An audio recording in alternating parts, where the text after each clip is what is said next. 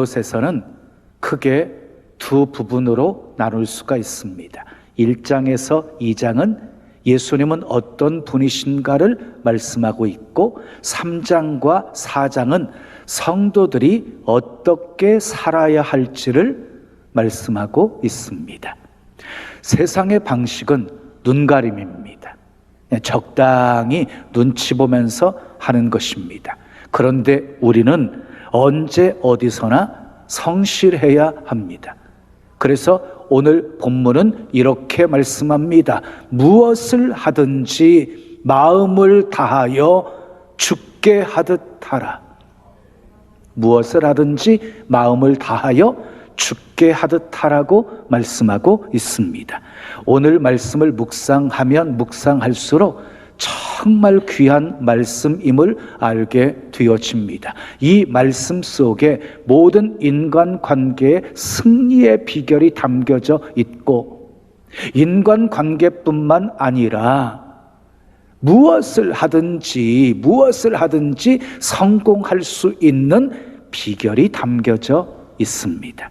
무슨 일을 하든지 주께 하듯 하면 시험 들지도 않습니다. 그리고 하나님께 상 받는 복된 사람이 될 수 있습니다.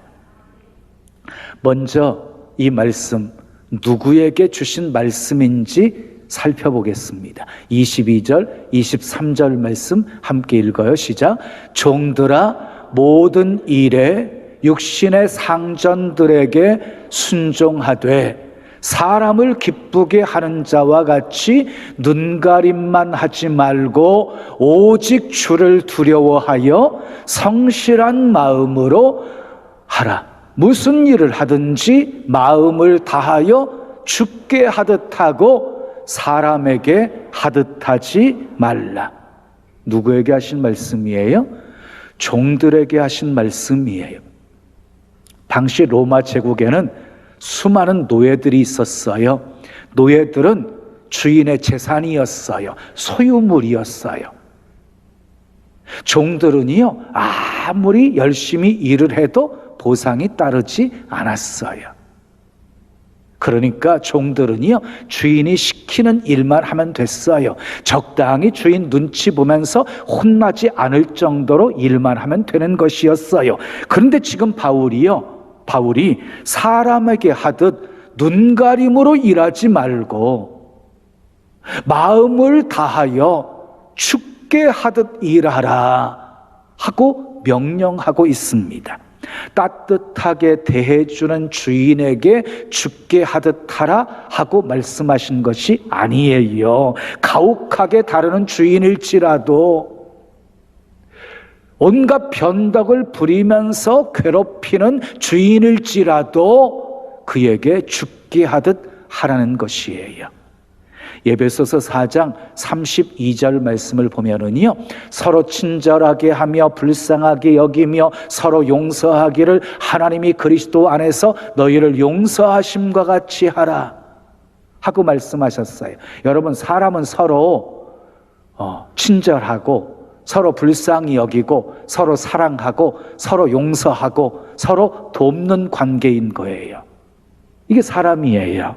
그런데 사람은 결코요, 하나님처럼 우리가 믿고 의지할 대상이 아니에요. 근데 왜 많은 사람들이 사람 때문에 시험에 들까요? 사랑하고 용서하고 불쌍히 여겨야 될 그 사람을 믿고 의지하기 때문에 상처받고 또 시험에 들기도 하는 것이에요. 세상에 시험거리 없는 관계는 없어요. 왜냐하면 관계 자체가 시험거리이기 때문이에요. 아무리 죽고 못 사는 부부일지라도 어때요? 그 안에 시험거리가 있어요. 자신의 생명보다 더 귀하게 여기는 자식과 사이에도 시험거리가 있어요. 하물며 목사와 성도, 성도와 성도 사이에 왜 시험거리가 없겠습니까? 학교에서도 직장에서도 이웃과의 관계 속에서도 우리는 수많은 시험거리 속에서 살고 있는 것이지요. 왜 그렇습니까? 우리는 모두 완전한 존재가 아니기 때문입니다. 허물이 많은 존재이기 때문입니다. 그러나 시험거리가 있는 것과 시험에 드는 것은 다른 문제예요. 시험거리가 있다고 해서 모든 사람이 다 시험에 드는 것은 아니거든요. 어떤 사람을 보면은요, 아주 사소한 일에 시험 들어서 넘어지는 사람이 있는가 하면, 어떤 사람은 아주 큰 시험거리임에도 불구하고 시험에서 승리하는 사람들을 보게 되어지고, 무슨 차이입니까? 무엇을 보느냐의 차이입니다. 사람의 겉모습만 보잖아요. 그러면은요, 반드시 상처받고 시험에 빠질 수밖에 없어요. 그러나 그 사람 안에 있는 죄와 연약함을 보고 그 사람 안에 계시는 예수 그리스도를 볼 수 있는 사람은 능히 시험 이길 수 있습니다. 여자 교수 한 분이 교회 나오기를 시작했어요. 어머니가 6.25 사변으로 혼자가 된 후 떡장사를 하면서 공부를 시킨 딸이었어요. 유학까지 보내었고요. 유학에서 돌아와가지고 대학 교수까지 되었어요. 어머니 생신 때 이 딸이 어머니에게 물었어요. 어머니 소원이 뭐예요? 그랬더니 어머니가 말하기를, 네가 교회 다니면 소원이 없겠다. 그래요? 알았어요. 제가 어머니 다니는 교회에 나갈게요. 그래서 교회 나오기를 시작한 거예요. 그런데 교회 다녀보니까 말도 많고 탈도 많은 곳이 교회였어요. 어느 날 성도들끼리 서로 싸우는 모습을 보았어요. 그 모습을 보고 교회 2번 다시 안 온다 하고 그렇게 작심을 하고 집으로 돌아왔어요. 딸의 얼굴이 심상치 않은 모습을 보고 어머니가 물었어요. 얘야, 교회에서 무슨 일 있었니? 딸은 어머니에게 자초지종을 얘기하면서 2번 다시 교회 가지 않기로 작심했다고 말했어요. 그러자 어머니가 눈을 지그시 감더니 이렇게 말했습니다. 나는 평생 교회 다녔어도 하나님 한 분이 좋아서 다녔기 때문에 다른 사람들의 불평하는 소리는 하나도 듣지 못했는데 너는 어쩌다가 그렇게 교회에 와서 불평하는 소리만 들었니?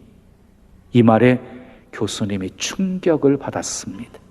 자기는 박사였고 대학 교수였는데 어머니의 말을 들으니 얼마나 속 좁은 사람인가를 깨달았습니다. 초등학교도 나오지 못한 어머니의 마음이 어떻게 이렇게 넓고 깊은가? 어머님이 수십 년 교회 다닌 것이 결코 헛것이 아니었구나. 그 넓은 마음, 그 깊은 생각, 아버지가 전사하고 수십 년 과부로 나를 길러주시면서 한 번도 불평하지 않고 하나님께 감사하며 살 수 있었던 것이 하나님을 바라보았기 때문이었구나. 눈물로 회개하였다고 합니다. 인간관계 속에서 시험에 들었다고 하는 것은요, 그 사람에게 실망했다는 것이지요. 왜 실망합니까? 사람이 어떤 존재인지를 모르기 때문에 실망하는 것이에요. 우리는 모두 죄인이었어요. 근데 예수님을 믿고 하나님의 자녀가 되었어요. 신분이 바뀐 거지요? 새로운 존재가 되어진 것이지요? 그렇다고 해서 죄의 본성이 사라진 게 아니에요. 여전히 죄의 본성은 우리 안에 남아있는 것이에요. 못된 성품이, 못된 소가지가 은혜 때문에 좀 눌려있는 것이지, 은혜 떨어지게 되어지면 본색을 드러내는 것이 우리 인간인 거예요. 근데 세상 사람들은 우리를 어떻게 바라보고 있어요? 네가 예수 믿었으면 달라져야지, 예수 믿으면 180도로 변해야 된다고 생각하는 거예요.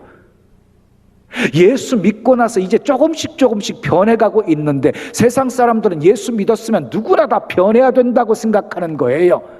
그런 사람들에게 여러분 이렇게 말해주세요. 그 사람이 예수 믿었으니 그만큼 사기쳤지, 예수 안 믿었으면 더 많이 쳤을 거라고. 그 사람이 예수 믿었으니 못된 짓 그만큼 했지, 예수 안 믿었으면 더 큰 악을 행했을 거라고. 예수 믿으면 180도로 달라지는 게 아니에요. 예수 믿어 하나님의 자녀가 되어서도 여전히 죄의 본성은 우리 안에 남아있는 것이거든요. 그런데 우리는 너무너무 자주 이런 우리의 실체를 잊어버리고 산다는 거예요. 예? 그래서요, 좀 괜찮은 사람 같으면, 성품이 좋아 보이면 그 사람을 믿어버리는 거예요. 다른 사람은 몰라도 저 사람만큼은 안 그럴 거야, 이렇게 말하면서 믿어버리는 거예요. 그리고는 실망해요. 여러분 기억하십시오. 사람은 사랑해야 될 대상이지 믿음의 대상은 결코 될 수 없습니다.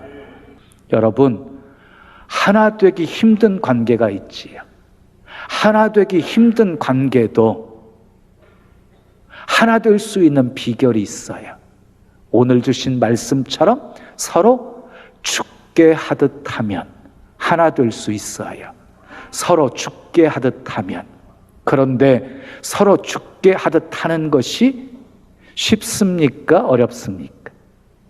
굉장히 어렵습니다. 가족들을 위해서 하루 종일 땀 흘리면서 일하는 남편에게도 죽게 하듯 하기 어렵습니다.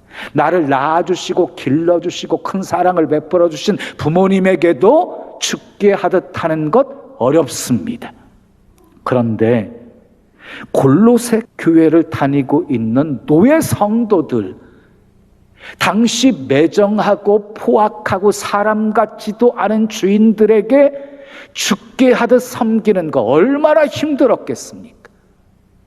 그러면 왜 노예 성도들에게 이렇게 이해할 수 없고 납득할 수 없고 실천하기 힘든 명령을 하셨을까요? 복음 전파를 위해서였습니다. 당시 주인들은 대부분이 예수를 믿지 않았어요. 그리고 당시 노예들이 예수 믿었지만 그 주인들에게 복음을 전한다는 것, 전도한다는 것은 감히 상상할 수도 없는 일이었어요. 왜냐하면 그 시대는 예수 믿으면 핍박받고 예수 믿으면 조롱받고 예수 믿으면 잘못하면 재산을 다 몰수당하게 되어지고 심지어는 옥에 갇혀서 죽기도 하는 그런 사회적인 상황 속에서 감히 노예들이 주인에게 예수님을 믿으라고 전한다? 있을 수도 없는 일이었단 말이에요. 그러니까 노예 성도들이 전도할 수 있는 방법은요, 다른 게 없었어요. 삶으로 보여주는 것밖에는 없었어요. 그러면 바울이 노예들이 주인들을 대하되 죽게 하듯 대하라, 죽게 하듯 섬기라 라는 말을 전했을 때 이 노예 성도들이 어떻게 그 말씀에 반응을 했을까요? 분명 불평하는 사람도 있었을 것입니다. 바울 지는 노예가 아니니까, 로마 시민권을 가진 사람이니까 그런 말 하는 것이지 하면서 바울을 비판하는 사람도 있었을 것입니다. 그러나 바울의 말씀에 순종하는 노예들도 있었습니다. 말씀대로 주인에게 죽게 하듯 섬겼습니다. 눈가림으로 일하지 않았습니다. 하나님을 두려워하는 마음으로 성실하게 일했습니다. 무엇을 하든지 마음을 다하여 죽게 하듯이 일했습니다. 그 모습을 보고 누가 가장 놀랐겠습니까? 바로 주인들이었습니다. 분명 과거의 노예들이 아니었습니다. 무언가 달라져도 한참 달라졌습니다. 처음에는 미쳤다고 생각했을 것입니다. 무언가 바라고 하는 것이라고 생각했을 것입니다. 무슨 속셈이 있을 것이라고 생각했을 것입니다.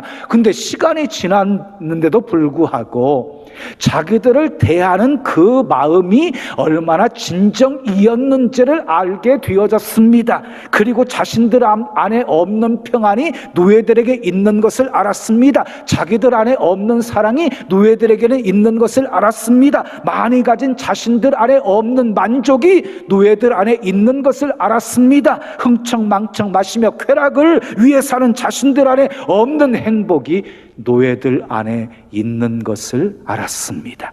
결국 그들은 자존심을 내려놓고 노예들에게 묻습니다. 무엇이 너희를 이렇게 변화시켰느냐? 무엇이 악한 우리를 그렇게 사랑과 진정으로 대하게 만들었느냐? 노예 그리스도인들이 입을 열어 예수님을 전합니다. 결국 주인들도 예수님을 믿게 되어집니다. 예수 그리스도의 사랑을 깨닫게 되어진 수많은 주인들이 노예들을 자유롭게 풀어줍니다. 그렇게 해서 로마는 기독교 국가가 되어진 것입니다. 정말 기적 같은 일이었습니다. 그때 비로소 노예 그리스도인들은 왜 하나님께서 자신들을 향해서 주인들에게 죽게 하듯 하라고 말씀하셨는지를 알게 되었습니다. 사랑하는 여러분, 하나님께서도 우리에게 말씀하십니다. 무엇을 하든지 마음을 다하여 죽게 하듯 하라. 무엇을 하든지 죽게 하듯 하라. 모든 사람에게 죽게 하듯 하라. 이 말씀이 굉장히 무거운 짐으로 느껴지시는 분도 계실 거예요. 이 말씀을 들으면서 스쳐 지나가는 어떤 사람이 있을지도 모르겠어요. 목사님, 아무리 주님 말씀이어도 그 사람에게만큼은 죽게 하듯 할 수 없어요. 그 사람은 아무리 죽게 하듯 해도 절대로 변하지 않을 사람이거든요. 이것은 여러분들의 생각입니다. 변화시키지 못할 사람 아무도 없습니다. 하나님께는. 그저 우리가 해야 할 일은 순종하면 되는 것입니다. 역사는 하나님이 하십니다. 순종하는 사람에게 주시는 복이 있어요. 본문 24절 말씀 읽어요. 시작. 이는 기업의 상을 주께 받을 줄 아나니. 기업의 상을 주께 받습니다. 기업의 상은요, 우리 주님이 주시는 복이에요. 성경은 분명히 상에 대해서 말씀하고 있어요. 히브리서 11장 6절 말씀을 보면은요, 믿음이 없이는 하나님을 기쁘시게 할 수 없나니 하나님께 나아가는 자는 반드시 그가 계신 것과 그를 찾는 자들에게 상 주시는 이심을 믿어야 할지니라. 믿음이 없이는 하나님을 기쁘시게 할 수 없어요. 하나님을 찾는 자들에게 상 주시는 이심을 믿는 그 믿음이 하나님을 기쁘시게 하는 믿음이라는 거예요. 미국의 세계적인 강철 회사 사장인 카네기가 자신의 후계자로 쉬브라고 하는 사람을 지명했습니다. 쉬브라는 사람은요, 초등학교 졸업이 학력 전부였어요. 카네기 강철 회사에 입사를 했는데 정원 청소부로 입사했어요. 그런데 쉬브는요, 정원만 청소하는 것이 아니라 공장 구석구석까지 청소했어요. 그 모습이 카네기 눈에 띄었어요. 그의 성실함과 책임감이 있는 모습을 보고 사원으로 인정해 주어요. 정식 사원이 되었어요. 나중에는 비서로 발탁되었고, 그리고 나중에는 카네기의 후계자가 되었어요. 쉬브에 대한 유명한 일화가 있습니다. 쉬브가 비서로 있을 때 카네기가 밤이 늦도록 퇴근하지 않고 일하고 있었어요. 근데 그때까지 이 쉬브가 자리를 떠나지 않고 지키고 있었던 거예요. 왜 퇴근하지 않았어? 라고 물었더니 사장님이 저를 언제 부르실지 모르는데 어떻게 자리를 비울 수 있겠습니까? 라고 말했다고 합니다. 카네기는 일평생 동안 이 쉬브의 성실함과 책임감에 감탄을 했다고 합니다. 쉬브는 사원에 불과했지만 오너처럼 일했고 오너가 되었습니다. 이런 말이 있습니다. 한 사람 주인의 눈이 10사람 종의 눈보다 밝다. 왜 주인과 종이 다른 줄 아십니까? 사명감과 책임감이 다르기 때문입니다. 자, 노예 그리스도인들 마음속에는 큰 갈망이 있었을 거예요. 우리는 언제 자유의 몸이 되어서 주님을 위해서 일할 수 있을까 하는 갈망이 있었을 거예요. 아무리 열심히 일해도 손에 돈 한 푼, 동전 한 푼 쥐어지지 않는 그런 상황 속에서 우리는 언제나 주님을 위해서, 교회를 위해서, 복음 전파를 위해서 예물을 드릴 수 있을까? 이런 안타까운 갈망이 있었을 것입니다. 이런 노예 그리스도인들을 향해서 하나님께서는 바울을 통해서 놀라운 말씀을 전하게 하십니다. 자, 24절 말씀 다시 한번 읽어주시죠. 이는 기업의 상을 주께 받을 줄 아나니 너희는 주 그리스도를 섬기느니라. 이게 무슨 말씀입니까? 주인이 시키는 일을 주께 하듯 섬기면 그것이 주님을 섬기는 일이 되어진다는 것입니다. 겉으로 보기에는 분명히 주인을 위해서 섬긴 것이고 봉사한 것인데 주께 하듯 섬기면 그것이 주님을 섬기는 일이 되어서 상이 있을 것이라는 말씀입니다. 엄청난 말씀이지요. 여러분 기억하십시오. 교회 안에서 하는 일만 주의 일이 아닙니다. 우리는 언제 어디서나 주님을 섬기는 삶을 살 수 있습니다. 무엇을 하든지 누구를 대하든지 주께 하듯 하면 그것이 곧 주님을 섬기는 일이 되기 때문입니다. 아멘. 직장에서 일할 때 주께 하듯 하십시오. 직장 상사와 동료들 주께 하듯 하십시오. 목사님, 그렇다고 그 사람들이 우리를 알아줍니까? 괜히 나만 손해보고 나만 상처받고 나만 바보 되는 것 아닙니까? 맞습니다. 사람들은 알아주지 않을 것입니다. 그러나 하나님은 알아주십니다. 그러면 되는 것 아닙니까?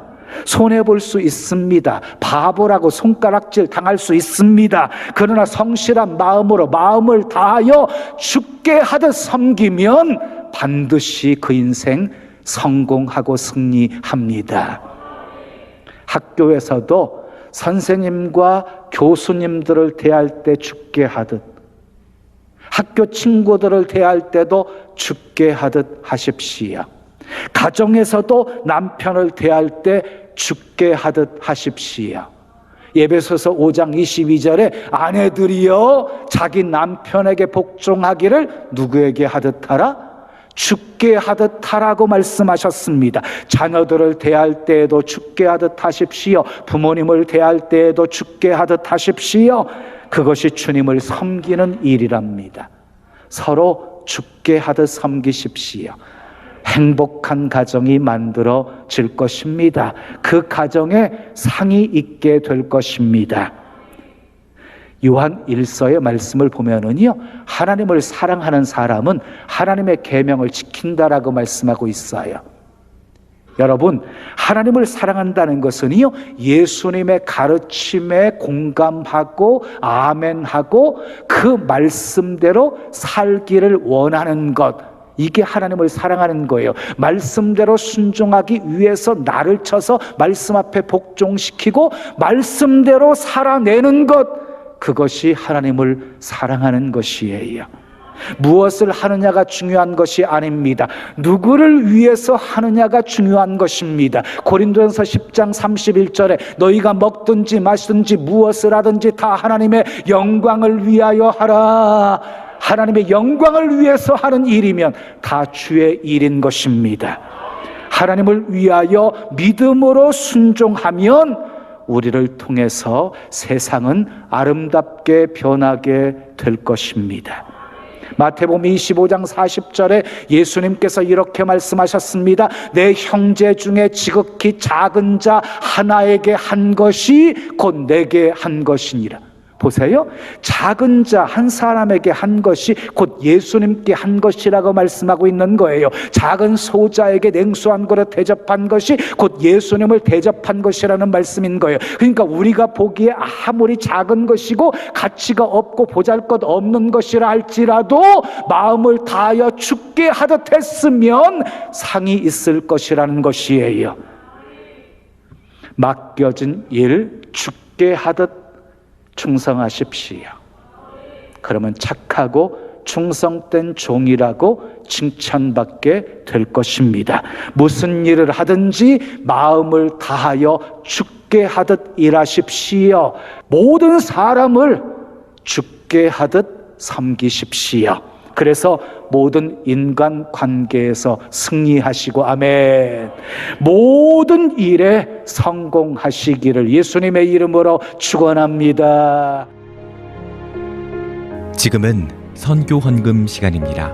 이 예배를 통해 삶 가운데 은혜와 회복이 충만하시길 간절히 기도합니다.